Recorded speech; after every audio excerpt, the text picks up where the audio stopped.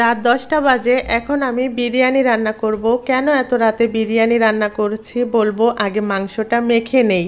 প্রথমে দিয়ে দিছি ধনিয়া গুঁড়া, মরিচের গুঁড়া, সরিষা তেল, লবণ, বিরিয়ানির মশলা, আদা রসুন বাটা সব একসাথে দিয়ে আলু আর মাংস মেখে নিব।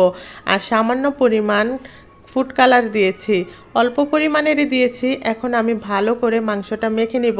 আমার হাতে যেহেতু সময় নাই, এত রাত হয়ে গেছে, তাই আমি আর রেস্টে রেখে দিলাম না, রান্নাটা বসিয়ে দিছি। কড়াইতে পরিমাণ মতো তেল দিয়ে দিলাম আর দিয়ে দিছি তেজপাতা, গরম মশলা, দিয়ে দিলাম পেঁয়াজ। এখন আমি পেঁয়াজগুলো ভালো করে ভেজে নিব।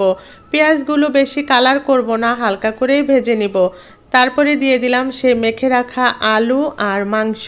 এখন আমি এটা কিছুক্ষণ রান্না করে নিব, আর পানি দিব না। যেহেতু ফার্মের মুরগি সিদ্ধ হতে সময় লাগে না, এজন্য আমি পানি দিব না। আর দিয়ে দিলাম টক দই। টক দইটা বরফ ছিল, দিতে পারি নাই মাখানোর সময়, এখন দিয়ে দিলাম। এটা বৃহস্পতিবারের ভিডিও। বৃহস্পতিবার 28 তারিখ আমার জন্মদিন ছিল। তো আমার ছেলেরা অনেক কিছুই প্ল্যান করেছিল, তেমন কিছুই হয় নাই।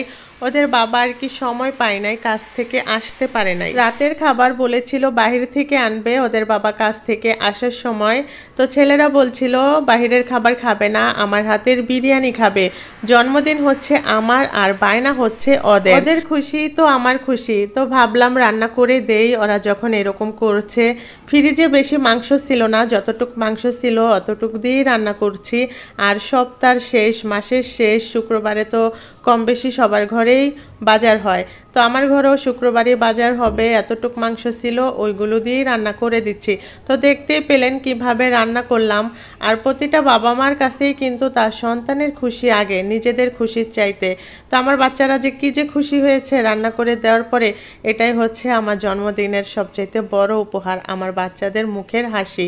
তো রান্না তো প্রায় শেষের দিকে। আমি ঘি দিয়ে দিছিলাম, কেওড়া জল সব কিছু দিয়ে এখন দমে রেখে দিব।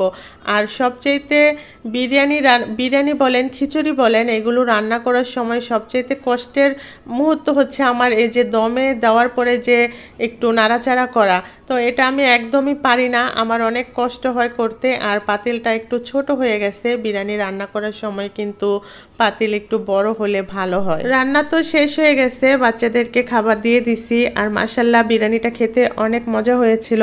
আমি ভাবলাম পরে খাবো, তো বাচ্চারা বলছে একসাথেই খাওয়ার জন্য।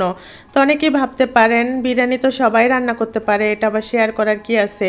তো ভাবলাম খুশির মুহূর্তটা আপনাদের সাথে শেয়ার করি। ভালো লাগলে একটি লাইক দিয়ে দিবেন। আর ভিডিও কিন্তু শেষের দিকে। সবাই ভালো থাকবেন, সুস্থ থাকবেন। ফিরে আসবো নতুন ভিডিও নিয়ে আপনাদের মাঝে। আল্লাহ হাফেজ, আসসালামু আলাইকুম।